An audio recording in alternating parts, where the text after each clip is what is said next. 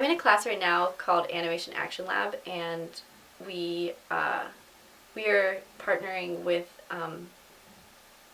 different classes and different um, neighborhoods throughout Baltimore City to have it be like animation with a purpose. When I came into this class, I had a desire to learn more. I was starting to dabble in visual effects and realized how much I wanted to do it.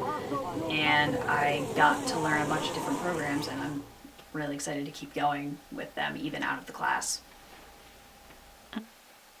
I think at least from my background, it's a very important outlet for kids to be able to be creative while learning, or just be able to like let loose and make things. And it's really like a therapeutic thing for me to make my work. So I think ever since I was little, it's like one of my favorite things to do is to just be able to like sit down and make things hands-on and just take a break from like everyday life, or take a break from all the other classes that I'm like, oh, I want to go to those classes, and just I think it's like a healthy way for kids to let out all their anxieties or anything like negative happening in their life. And some animation workshops with with kids from the city, and it wasn't just about being with the kids and giving them different tools to do the animation, but it was also about um, educate through the animation uh, both the kids and people outside of this circle. Well, animation and graphic art makes it far more loose. You can express something cerebrally from your, I guess, your conscious or subconscious, and not really be limited, excuse me, by reality. And ultimately, you get something that's a lot truer than, what you could represent physically. Outreach is important to me because I'm trying to think of the best way to put it, but it's important to me because I always feel like I guess the best way to learn about something and the best way to is to kind of like teach it to others, and also get taught by I guess like others that you're teaching, where like you go out and teach people what you know, and then you know it that much better, and then you learn from them, and it helps everyone involved. Volunteer, I listen to like the problems in the community and whatnot, whether that is environmental or economics. So I think this class is very poignant and very current, which I think is really important with our higher education, that we are being kept up to date, and we're doing work that is important for the political climate that we're in. It doesn't make sense to be doing work about 50 years ago when we're working through problems now. Volunteer, I listen to like the problems in the community and whatnot, whether that is environmental or economics. Plastic is in everything.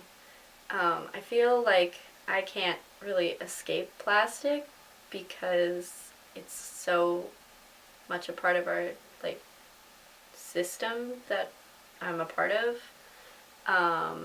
That being said, I try to reduce the amount of plastic that I buy. Like, I don't want to support it with my wallet, so I don't purchase it. So I'll use like reusable containers and plastic reusable water bottles, but I mean, it's in everything, and sometimes you forget your water bottle and you're like a human being that needs water. I don't like plastic, but I use it sometimes. I definitely use it more, but I probably use it so much that like you kind of forget about it. You know what I mean? So Water is like so important. Water and me have a very kinetic bond. we didn't inherit the earth from our grandparents, we're borrowing it from our kids.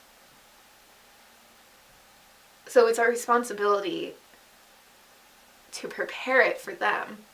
And if that means not using plastic, that means not using plastic. If it means finding renewable sources of energy, it means finding and using those renewable sources of energy. And that means we can't be selfish in our day-to-day and in our policy. Just meeting people and learning things definitely makes me want to be more active within my own community. Like something, I'm sure one day it'll like have some kind of impact, whether it's like small or big, but To be an activist is to do stuff and not to talk about doing stuff, and to take action. I don't know, just seeing people like just like litter while I'm driving through the city, like right in front of me, or just like people walking on the street. It's like, I know it doesn't affect me and my living standards, but because I don't live there, but it just like irks me because, I mean, I smoke cigarettes, but I still have like an ashtray, and I'd rather like dirty up my car.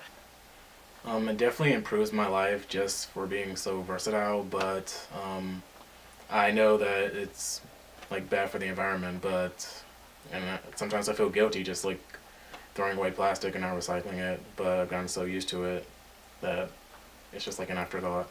About how we have to respect the place where we live. In a way where it's making me do a project that focuses on something that's kind of like a social issue, sort of, an issue in society. I probably wouldn't have thought, I would have just done some kind of like, just done like a fiction story, you know, but we decided to do something that kind of like focuses on like an issue today in society.